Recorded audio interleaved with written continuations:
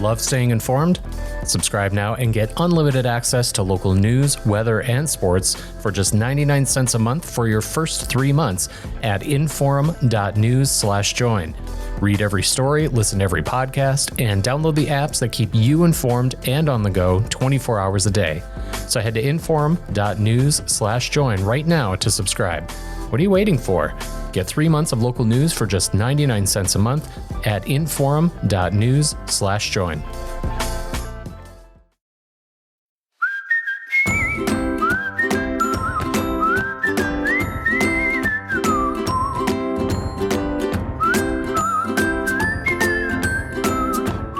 Hello, folks, and welcome to Plain Talk. You know, again, I feel like I've been starting every podcast over the last few weeks with, well, the legislative session just ended, and I mean, that's true, and there's been a lot to talk about because, boy, they pack a lot of work into 80 days. We've talked to the governor, we talked to House Minority Leader Josh Boucher, we've talked to some other folks about the podcast, on the podcast about the legislative session. On today's show, we're going to be talking to the two majority leaders, House Majority Leader Representative Mike Lefor, Republican from Dickinson, and Senate Majority Leader Senator David Hogue from the finest city in North Dakota, Minot. I'm kidding. North Dakota's got lots of nice cities. I happen to like Minot. And of course, also joining me, Ben Hansen, co-hosting. Gentlemen, welcome to the show. Happy to have you on. And you know, I want to jump right into it. There's been a little bit of an issue coming out of Fargo with the Fargo School District saying that they're not going to enforce legislation that was passed aimed at pronoun use and aimed at bathroom use for transgendered students. The superintendent of schools, Gandhi, has come out and said they're just not going to enforce it. And I guess we'll start with you, Representative Lefor. What are your thoughts on that when you hear that the school district's not going to enforce a law passed by the legislature? Well, the first thing I did was go back and I read the bill. And then I read it in terms of the article that was in the newspaper. He was stating that it's potentially a violation of federal law. And I think as with anything that we do, good conversation is the place to start. I would like to know, for my own information, what federal law he's concerned that we would be violating. And again, I guess it's because I don't know. And then when I looked at the bill, it's the first part, Section 1, refers to our discriminatory portion of the code, and basically saying that a government entity may not adopt a policy requiring or prohibiting the designation of a preferred pronoun. So that, and then the second part, it states that a school district may not adopt a policy that prohibits or requires any individual from using a student's preferred pronoun. And then, of course, the bathroom portion of it as well. And I also read that someone in the Fargo School District also stated that they would have a single restroom type thing, and that would be in compliance with the code that we have. So I'm not really sure what the major concerns are, and if there needs to be some change or some update because federal law is in conflict, then we need to have that conversation. But I'm quite certain, having read the bill, I don't think there's anything in here that we would do to try to make a transgender student feel unsafe or unwelcome. That obviously, in reading the bill, that certainly doesn't seem to be the intent of the bill. Senator Hogue, your thoughts? Well, a couple things, Rob. First, I did want to agree with you about your characterization of Minot, but aside from that, you know, I actually, like Leader Lefor said, I went back and read the bill, and somebody did send me a link to Dr. Gandhi's remarks to the school board. And, you know, my only concern with his remarks, I didn't hear him say that we are going to not follow the law. I heard him say he's going to, you know, it was an emotional presentation to his board, to his bosses. and he purported to rely on data. But what concerned me the most about his presentation, and which I know you've written about it, and I know a couple others have as well, but to me, there was an underlying bit of arrogance there that says, we're going to watch out for our kids in the name of being compassionate and looking at data. And it really doesn't matter to us what the parents think or what the parents' wishes are. And that was the most disturbing thing about, this whole story, is that there are people in educational leaders that think that they can arm themselves with this compassion and data and ignore the wishes and desires of parents. And I'm really troubled by that. And so I guess my only reaction is, I think, like a lot of folks, will be watching just to see if it continues to be an issue. Gentlemen, it's your first session both as leaders of your respective caucuses. In your case, Senator Hogue of the North Dakota Senate and Representative Lefor of the North Dakota House of Representatives. Twofold question pivoting off of Rob's question about that bill. Why so many bills focused around the same topics this session? There seemed like a distinct uptick in just the sheer volume of bills covering the same purviews, maybe with different details to them. And as I was told, and Senator Hogue, I apologize, I'm just more familiar with the House. I've been told that it was some of your predecessors, Representative Lefor, as Al Carlson and Earl Strinden, there would usually be a somewhat of a narrowing or a focusing of topics into one or two bills. So two questions. Was that intentional or not on both of your parts? We'll start with Representative Lefor, and how would you distinguish yourself from your predecessors? Not trying to ask you to trash them or anything like that, but what is the contrast? What is the new styles of leadership that you think you've brought to the legislative table? Representative Lefor? Well, thank you for the question. I appreciate the opportunity to address that. As a former legislator, Representative Hansen, you know that when you get a bill draft, it is confidential between you as a legislator and legislative council. When I was running for majority leader, I drove throughout the entire state and crafted an agenda for us. And I don't recall if I've had maybe one or two conversations about transgender legislation. And that wasn't even in our top 10, to be very honest with you. It wasn't until early in the session that legislative council let me know, and and they do a very good job of being proactive in all of this and saying you're having a lot of transgender bills. And to your comment about previous leaders, I served 2 sessions under Leader Carlson, 2 sessions under Leader Pollard, both gentlemen who I respect enormously. I don't recall them ever saying, don't bring a bill in this regard, or we shouldn't have too many bills there. If they did, I just don't recall it ever happening. And as a legislator, I can bring whatever bill I want. Leadership doesn't have the ability to restrict anything that I would bring. Now, having said that, I would tell you this, that now that I am established as the leader going into the interim, it is my much like we did this last biennium, we did a lot of education. I know I spent time with 15 upcoming freshmen about basic legislative procedure. And when I visit with these individuals again, and during the first week or so, I did mention to some of the freshmen that we have too many bills, and it'd be nice if some were withdrawn, because when you have that many bills on one topic, it basically doesn't help things. So I will tell you, as the established leader now going into the interim, that it will be a focus of mine to say, look, let's have different work groups on different topics and try to limit the amount of bills that come in, because it's non-productive when you have so many bills on one certain topic, whatever that topic might be. Senator Hogue, same question. How would you contrast yourself with former Senate Majority Leader Rich Wardner? And do you think there should be a narrowing in topic or number of bills addressing the same issue throughout the session in future sessions? Yeah, thanks for the question, Ben. I do We had 932 bills that were introduced this past session. We did consolidate some bills, particularly on the restriction of bills in public libraries. There were a couple that were pulled back on the Senate side.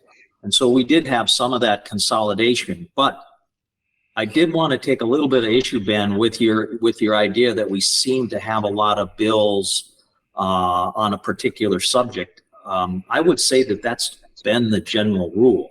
I counted approximately 21 bills that related to transgender, full library ban bills, but abortion. I can tell you when I served as chair of judiciary, at one point we had 9 bills relating to gun owners and Second Amendment rights in just the Senate side.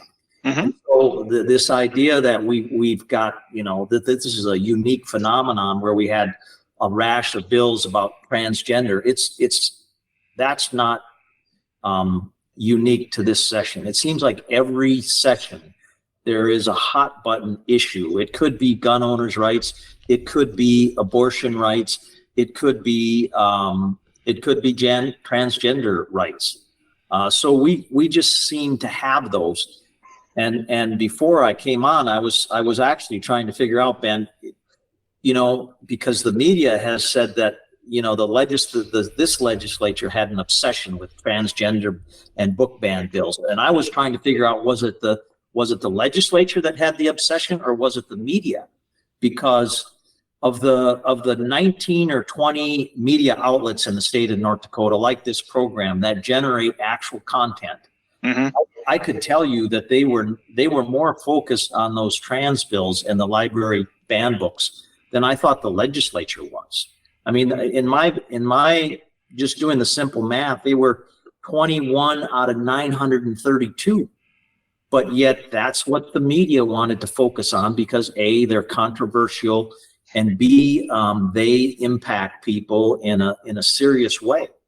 But I would tell you that, when you're dealing with that kind of volume of bills, like Rob said at the outset, we deal with a lot of different bills, and we can walk and chew gum at the same time. And the fact that we have 20 of these controversial bills over here, I don't feel like we were distracted at all. And if you pin me down and say who was more obsessed with those trans bills, the media or the legislature, I would say it was the media. I would say the media obscured the rest of the work that the legislature was focused on. I'm sorry. Speaking for the media, if I will, because I'm certain that a lot of those articles were mine. I wrote extensively about these issues, and I'll defend myself by saying that when we're talking about prosecuting librarians, yeah, you're going to get our attention on that from a free speech perspective. But let me, so 900 and some odd bills introduced. How many of those bills saw the hours and hours and hours of testimony, not from the news media, but from the public, pertaining to trans rights bills? I mean, not every bill is great. A lot of bills sail through with receiving very minimal, if any, testimony at all. So not all of those bills are created equal. It wasn't just the news media. Judging by the amount of submitted testimony, judging by the number of people who stood up and testified, the legislature, again, spent hours and hours on bills. A lot of times was the same people. And I don't blame them for standing up on each bill. Each bill's individual. Each bill can get through. They can have their say on all of them. But not all of those bills got a lot of attention from the public, Senator. So I pushed back a little bit on the idea that the news media was obsessed with this.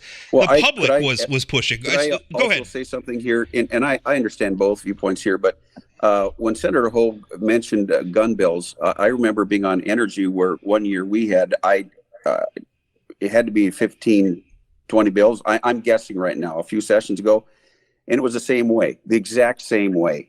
There's testimony back and forth. We had to call it, gun day or what have you. And so I don't think this is unique. I think there's going to be sessions where something else is moves to the top. But I will tell you from a leadership perspective, and we, as leaders, we didn't spend much time on these particular topics as we did everything else. And I will tell you that as leaders, the discussion about these bills were almost non-existent in comparison to what is being described here, because we had our priorities in a lot of other different areas. Representative Lefor, I think that's a good point. And actually, Senator Hogue, I wanted to agree with something that you said. That was some valid pushback you gave me on. Those hot button issues do tend to generate more in terms of numbers of bills. Looking at some of the topics covered this session, I do want to move on from the hot button ones too, to get into some nitty gritty with this session. But I do want to ask, there were other topics covered. For instance, one that got killed with, it was debating or negotiating prescription drug prices, trying to put under John Gottfried's department, that had one bill that he actually pushed for an alternative to that then simply died. There were, I think, 2 bills involving reduction in prices of insulin. There were quite a few where we talk about childcare. We could go on, and you gentlemen have been part of a legislative session for a long time, but I gotta let both you guys know, you know who I am and you know where I'm coming from, the kind of bills I would sponsor, but never mind me. I gotta tell you, my accountant is a libertarian and I'm fairly conservative, and I've watched him over the years. He didn't move. And every time I go see him during tax time, he gets more and more upset with the legislature. I'm sorry.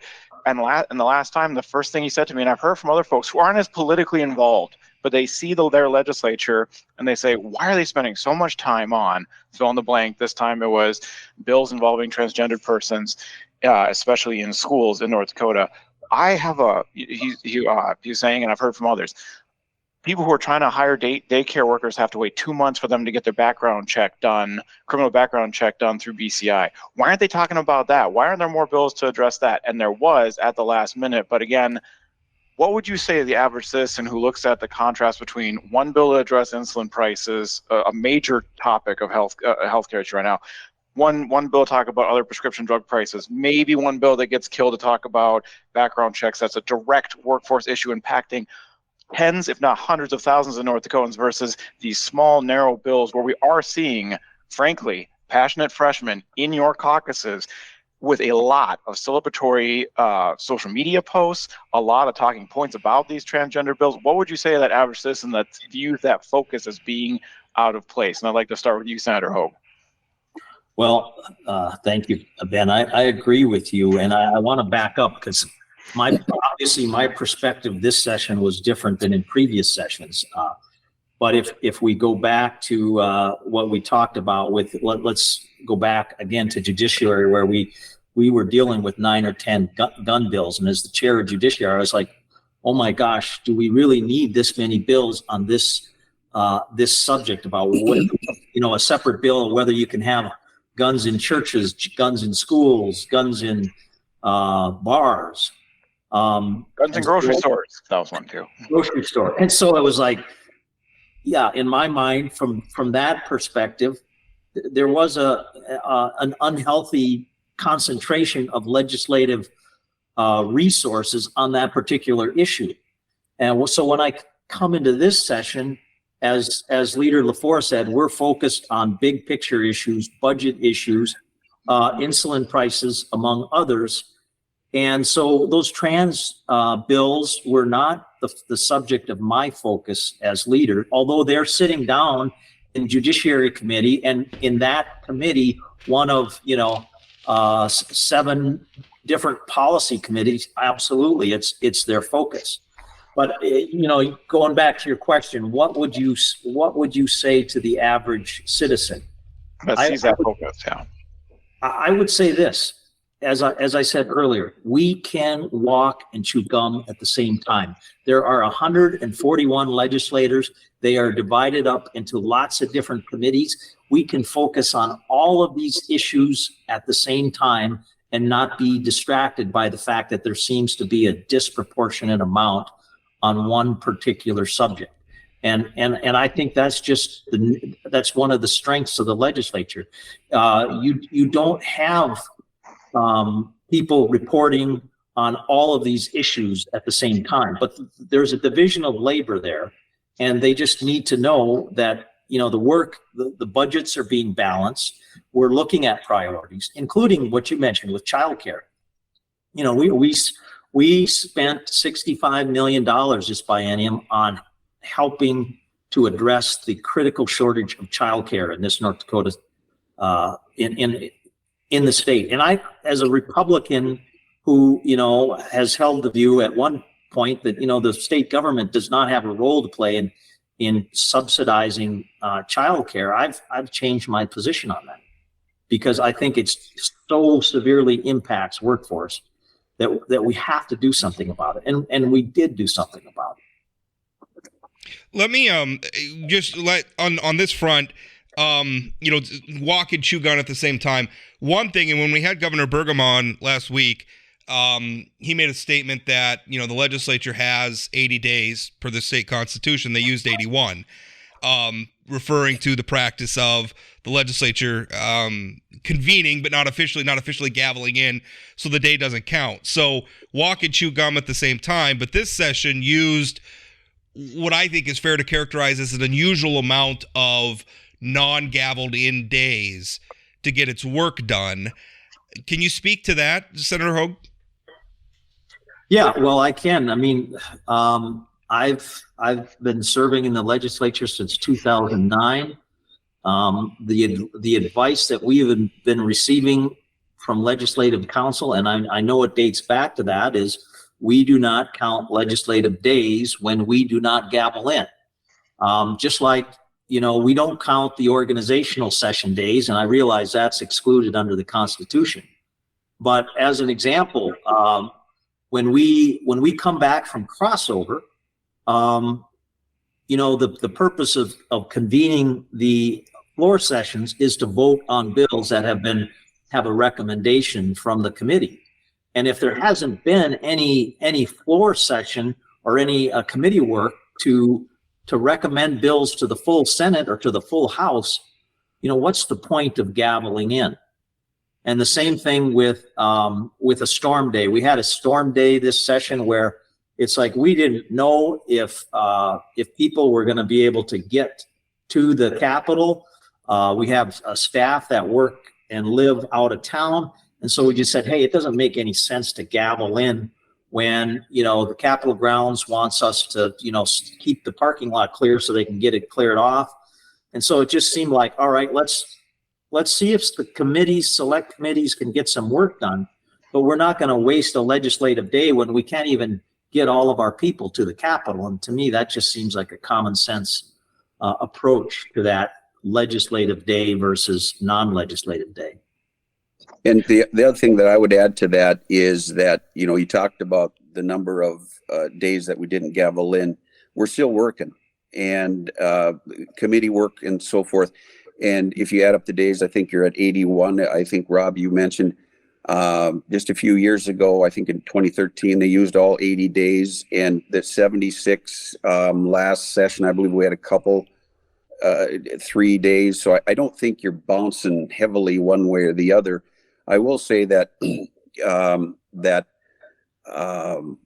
we tackled a lot of issues in a very short period of time, and I think that I would do things exactly the way that we did them from a management perspective, because as Senator Hogue stated, that if you can start out a session with just committee work, then you have 20, 30 bills that you can vote on the floor. Instead of gaveling in, you've got nothing to vote on, and then you gavel out.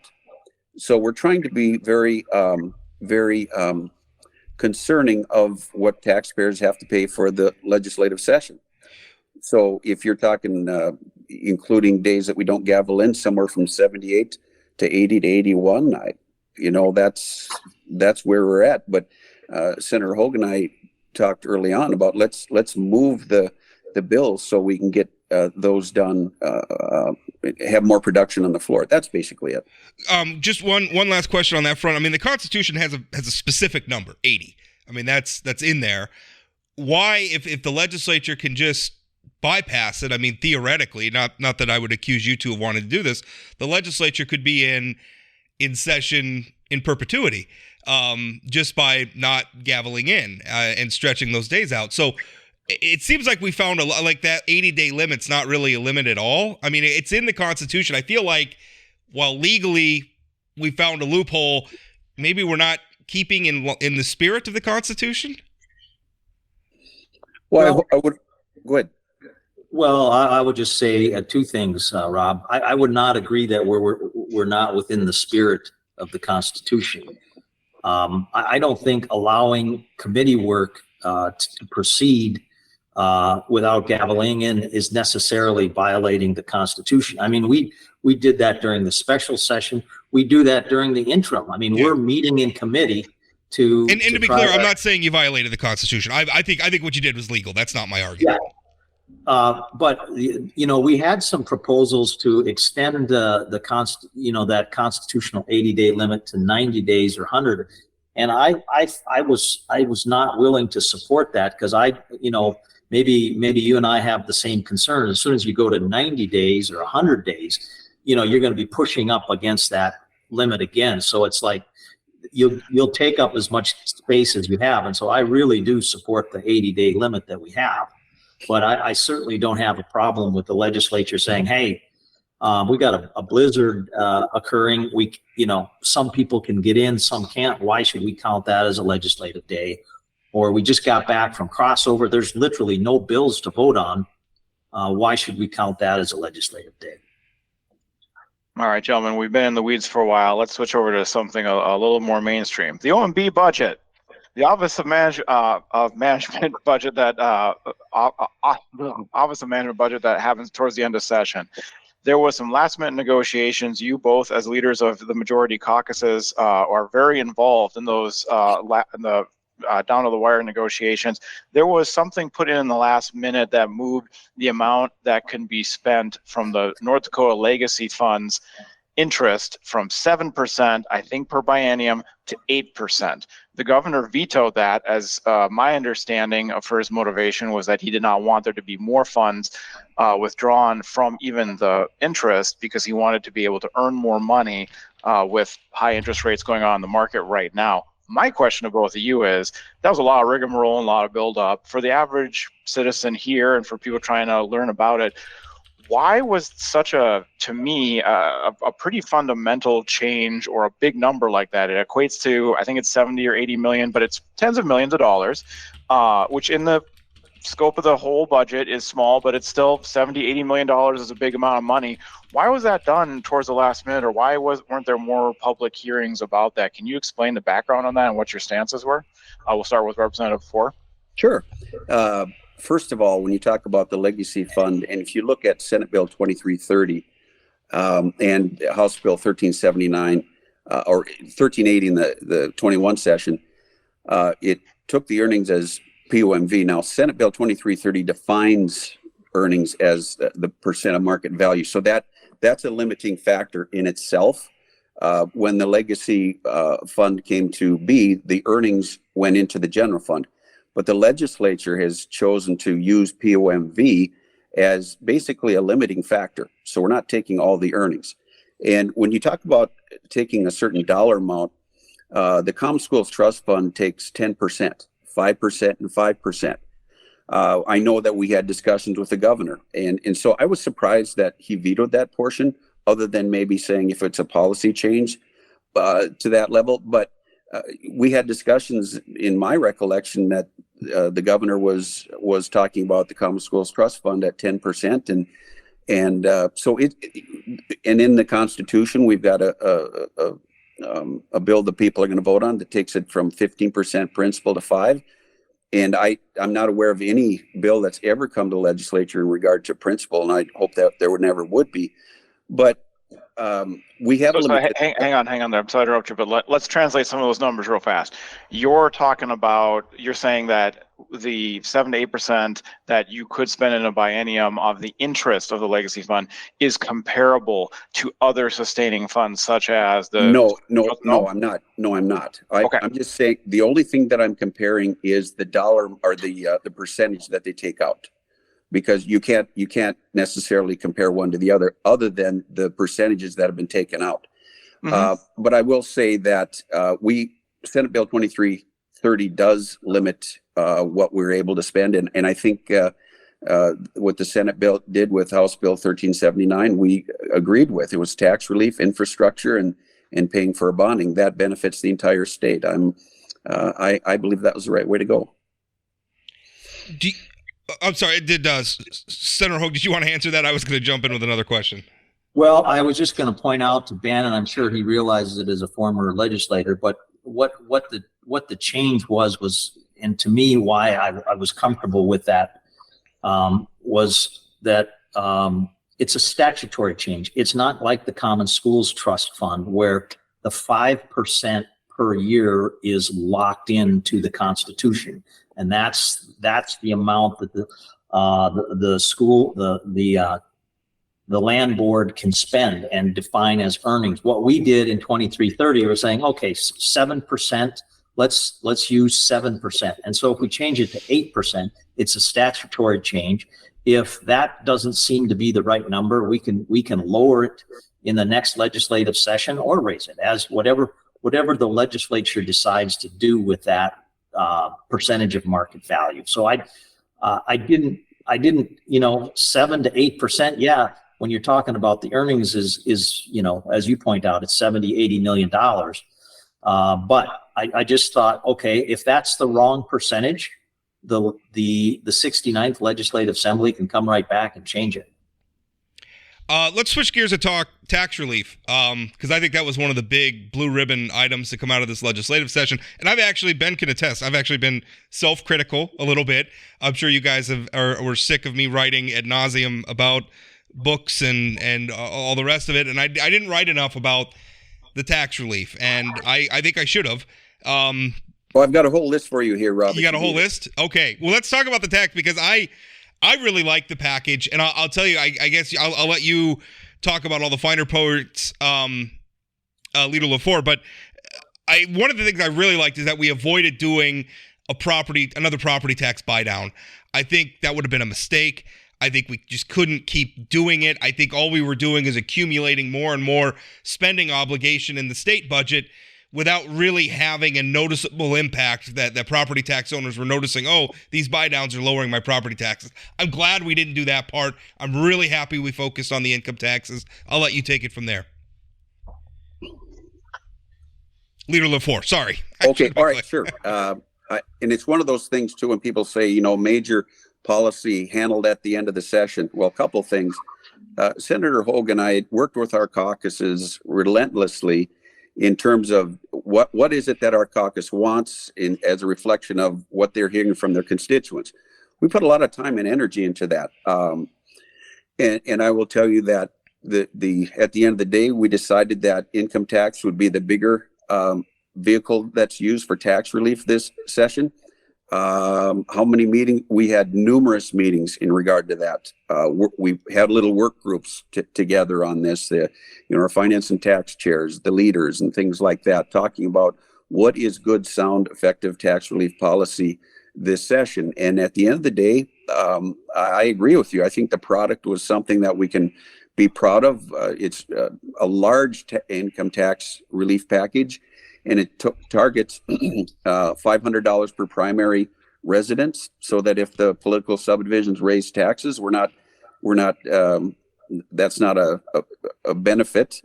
And then with the, that is a benefit, but what I'm talking about is that hopefully they can't keep backfilling it.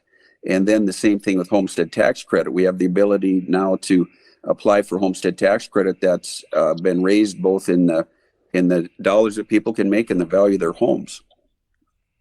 Senator Hogue, feeding off of that, what are your, with regards to income tax, the income tax package that the governor was pushing, what are the metrics for success that you see with the new income tax brackets that were put in place this legislative session? Is it GDP growth? Is it some of the workforce slots that we want to see filled in across the state that both the governor and legislative leaders spoke to with this, and why not simply eliminate the income tax if the goal were either of those positive things or some other positive effect of reducing that income tax level? Well, I'll go back to what Leader Lefor said. I mean, I'm awfully proud of the tax relief package that we ultimately passed. I mean, we talked at the end about the fact that there were 13 conference committee meetings, but as Leader Lefor said, I mean, we had working groups in January and February trying to come up with a package that would be fair to most North Dakotans and something that both the House and the Senate would support. And that proved to be a very long, painstaking process, but the end result to me was a very good package. In terms of the tax relief, the income tax relief, I think where the differences of opinion came down, Ben, was, the governor and some folks were pushing a flat tax, 2%, 1.9 or 1.5. Well, when you, like you said, when you drill down into the metrics, you found that there was a disproportionate benefit to very high income earners and not to middle income earners. And so from our perspective on the Senate, we did want to make sure we could impact as many North Dakota working families as possible. And so that's why we tried to, what we did is we started spending the tax relief dollars in getting rid of the tax rates at the bottom level. And so now, your first $44,000 of taxable income is tax-free, zero. And so that was our focus. And I'll tell you why that was our focus. We knew coming into the session that our surplus was heading north of $2.5 billion. Well, where did that surplus come from? Well, it came from one industry in particular. And so if it wasn't coming from the high income individuals, it didn't make any sense to us from the Senate perspective that they would get the bulk of the tax relief. So we wanted to spread it out a little bit.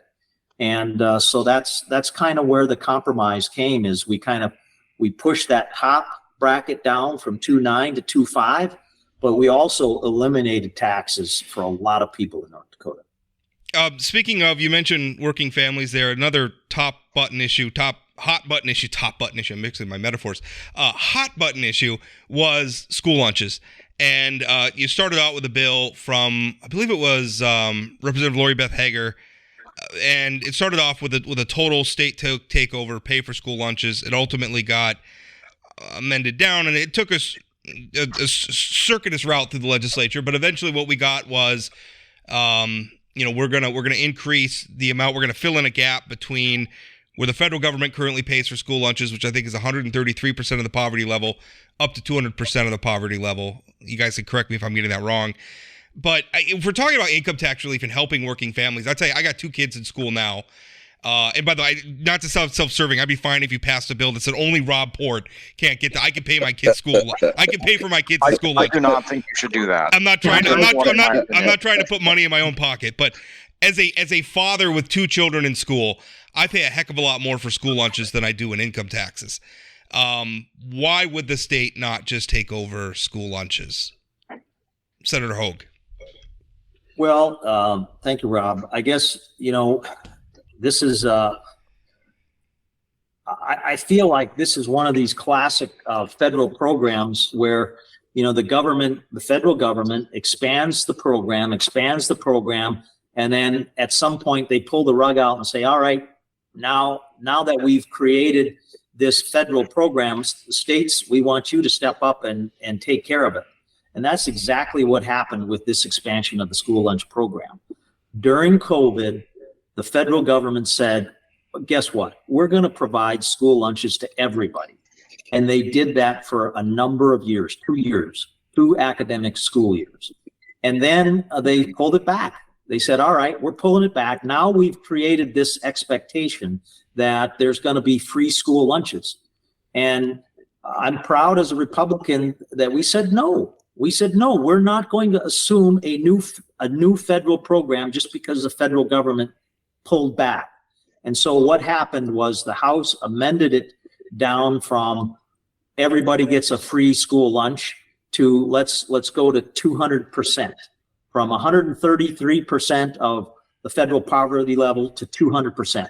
and that's where the legislature ended up. Which I think is like I think that's 60,000 a year for a household of 4. I think that's right. So, Senator Hogue, I think you meant the opposite. We went from 200% to 133%, right? No.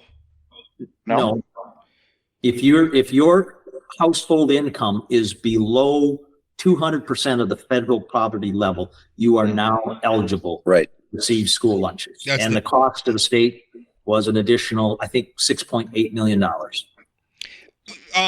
Leader Lefor, I building on Senator Hogue's comments, I think he's got a point in terms of the federal government expands programs, and then the states, all of a sudden there's this expectation that the state take it over, and we saw a lot of that. If you look at the overall budget, and federal funding went down, and it seems like we're replacing a lot of that funding with state spending. And I understand the reticence there as a conservative, but school's compulsory. I have to send my kids to school, and they have to eat while they're at school. This is a service we all agree the state's providing. I have a hard time, I guess, thinking, well, the personal responsibility argument. And again, I could pay for school lunch for my kids, but if we're talking about wanting to help working North Dakota families, covering that school lunch bill, which is not small over the course of a school year, that's a big help, isn't it? It is, but I would tell you this, when you bring an argument and say, okay, what about this? There's about 20, 30, 40, 50 other things that you could bring to light that say the exact same thing.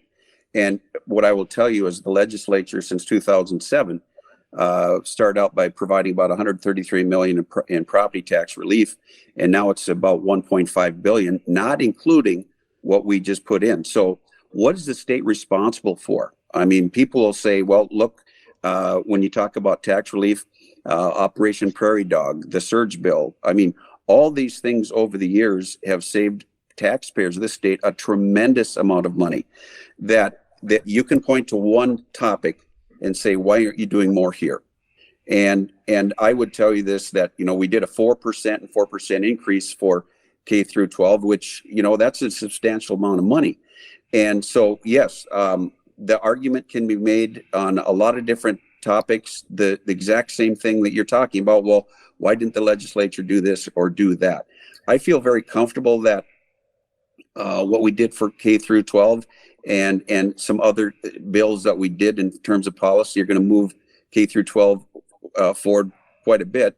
And I would say that we're blessed in this state by not having to pay as much in property tax because of the state and income tax as well. So yes, you can make that argument, but we're also pouring dollars into childcare that we haven't done before. So good argument. Sorry, go ahead, Ben. Gentlemen, moving forward, now that we're past legislative session, a two-pronged question for you in leadership of both your caucuses. We'll start with Senator Hogue. Do both of you, intend on running again to be the leaders of your respective caucuses? And then second, the more involved question is, I've seen here, living in Fargo, Jared Hendricks has moved into Fargo, become the district chair for District 10. He and folks who are supported, who are more of, I'd say, his political stripe, have been slowly gaining a lot of political power on the legislative district level here. For instance, I live in District 46, where the Roarses and Jim Casper are the legislative team, and the new legislative chair there, this isn't conjecture on my part, the new Republican chair there is explicitly trying to unseat or make sure that, for instance, Representative Shannon Roars Jones does not get nominated next time within the Republican Party. If you are intending on running for leadership again within your respective caucuses, are you planning on supporting current Republican incumbents or taking more of a hands-off approach to legislative district nominations as you move into the 2024 cycle? We'll start with Senator Hogue. Well, thank you, Ben. First of all, to answer your last question, I support every member of my caucus and will continue to do so as long as they want to seek re-election. I think we've got a great team, and we had a lot of freshmen. We had 13 freshmen in counting the member of the minority party. And so I think we had an outstanding class of freshmen, and I fully intend to support them throughout the election cycle if they intend to seek re-election for those that. Yeah. So to play that out, then, if they were not to receive their endorsement but ran the primary, you would still be supporting the incumbent in the Republican primary in 2024. I will support every member of my caucus because they're all of them are worthy of my support. Okay. And Representative Lefor?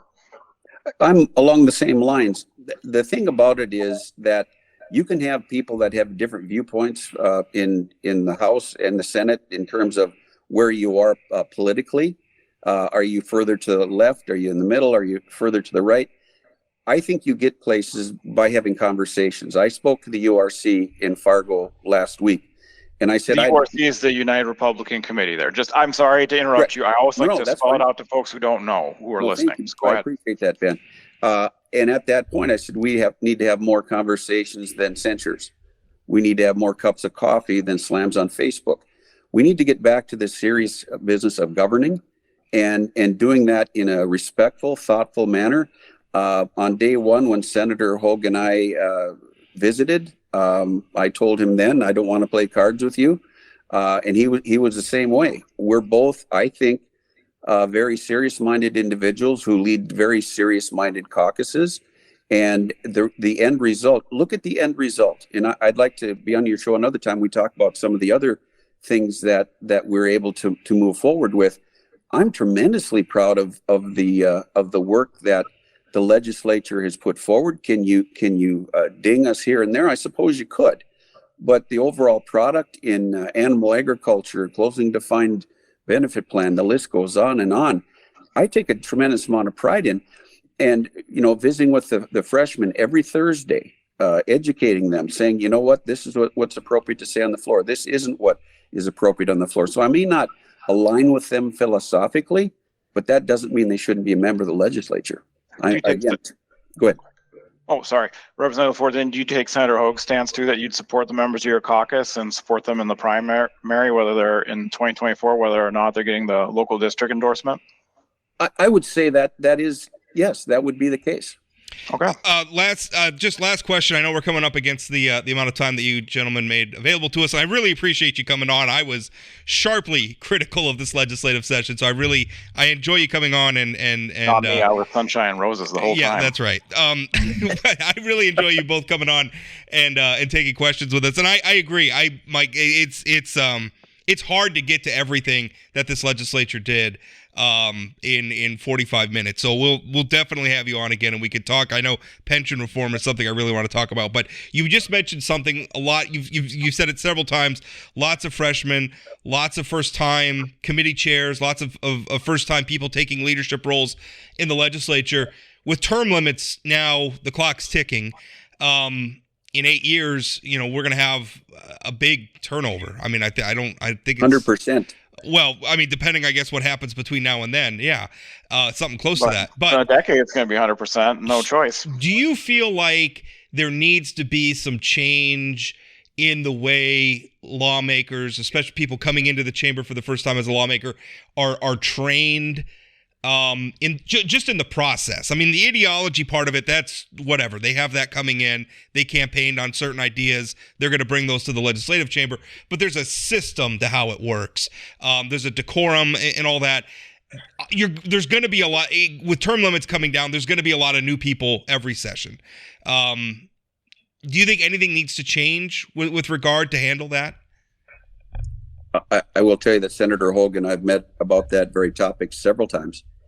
If you look at the House of Representatives, we had several new committee chairs, several new committee vice chairs, and that's part of the reason is to get more people involved. And Senator Hogue and I are going to visit next week about interim committees, and I'm sure he's dialed in the same way that I am. Is we're going to give people opportunities to take leadership roles, and I will and in visiting with Legislative Council as well, we want to have more education, more training. The Senate did a great job this last interim.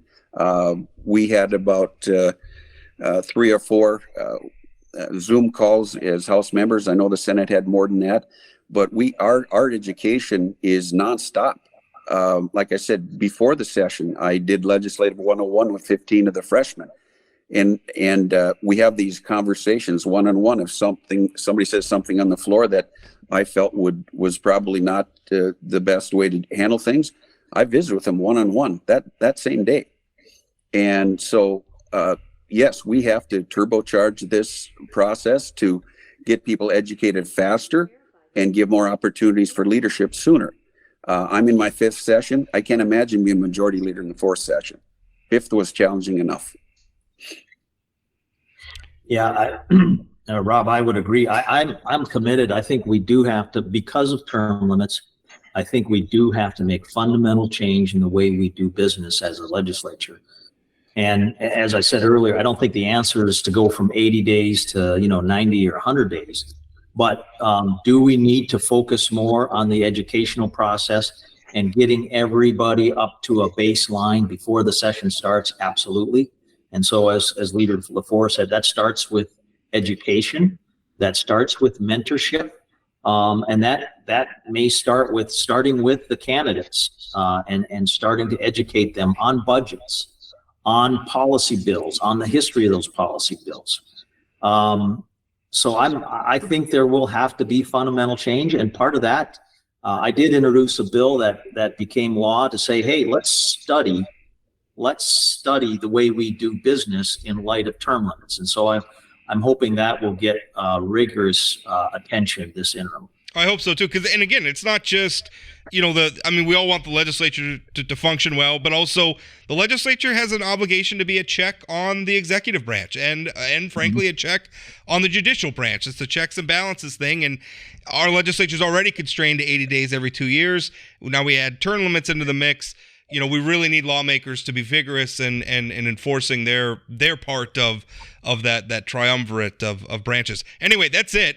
We've used up more than the time you gave us. So again, I really appreciate you gentlemen coming on, and certainly have you on again in the future to talk more about what this legislature did as the summer unfolds. Thank you for the opportunity. Thank you. Hi there, my name is James Wallner. I produce and host the podcast Dakota Spotlight, a true crime podcast that tackles historical and unsolved crimes in the upper Midwest. Follow along with me as we search for a missing girl, attempt to solve a 45-year-old murder, and much, much more. That's Dakota Spotlight Podcast, anywhere you get your podcasts, or at inforum.com/podcasts. All right, well, just wrapped it up with the two majority leaders. I thought a very good conversation. Got a little bit of a pushback. I mean, I sensed in Leader Hogue specifically, some frustration that the news media covered a lot of the hot button issues and not some of the. And to be fair, I do wish I had written a little bit more about. I wrote some about pensions, but like the tax reform, once it went through, how good that is. Because there are some good things, at least from my perspective, that came out of this session. The child care, a bill that they passed, got through. I just think my response to him was just, it's hard. I mean, when you're talking about criminal charges for librarians, it's hard to ignore that. That's a real effect on a person's life. And when we say, they correctly point out there's 900 bills submitted this legislative session, there's usually between 900 to 1,000.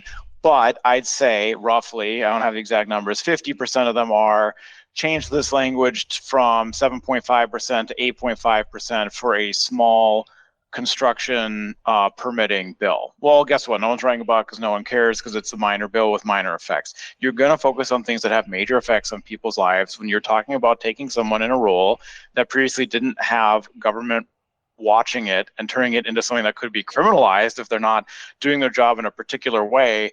That's worth writing about. Well, when you start talking about First Amendment issues, that's going to get people's attention, and maybe especially in the news media where people. But I would argue, again, if you look at the lines and lines of people who testified for hours on those bills, for and against, the public had a huge interest in those bills as well.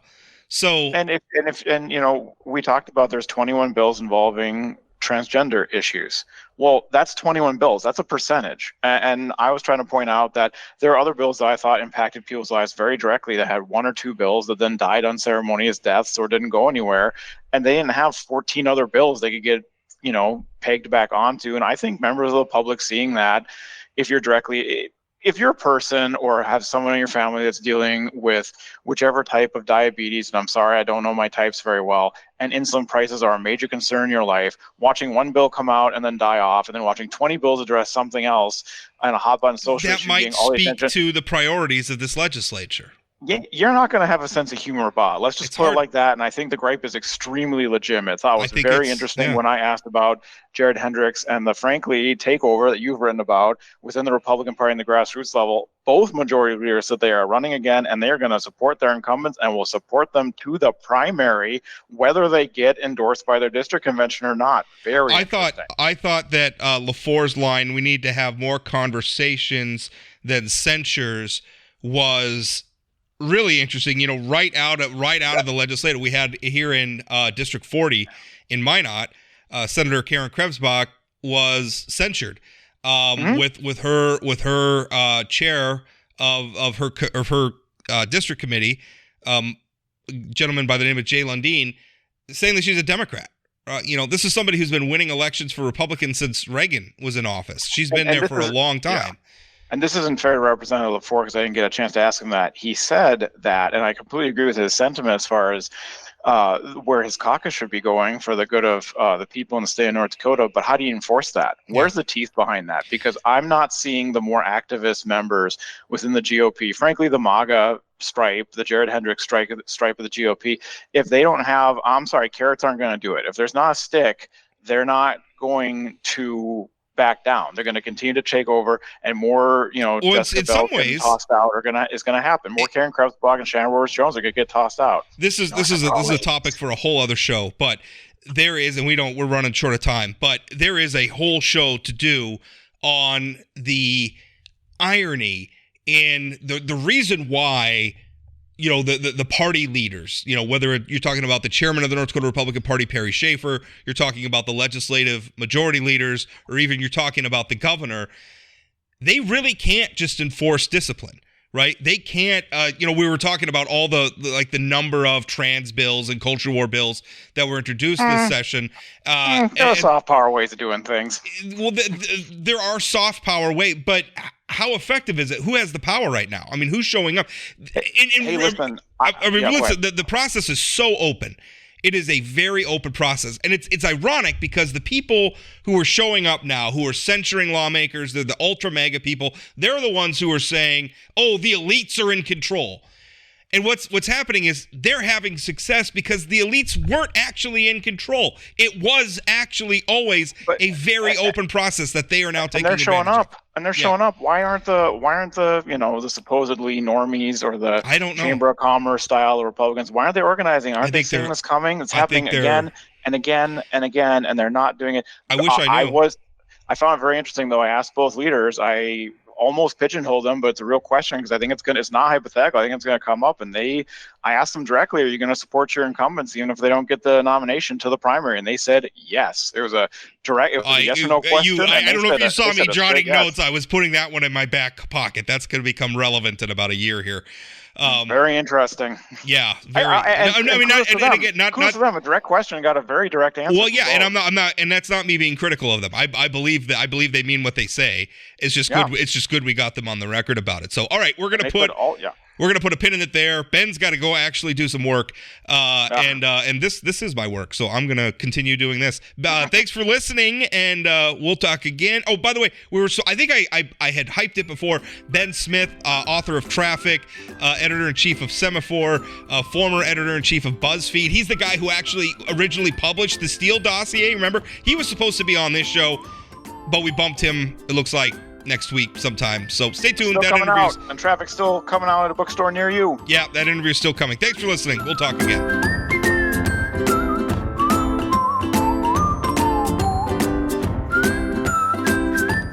Did you know Forum Communications Company has a robust podcast library? At inforum.com/podcasts, we have everything from politics, sports, true crime, outdoor adventure, and more. Visit inforum.com/podcasts and explore them all today.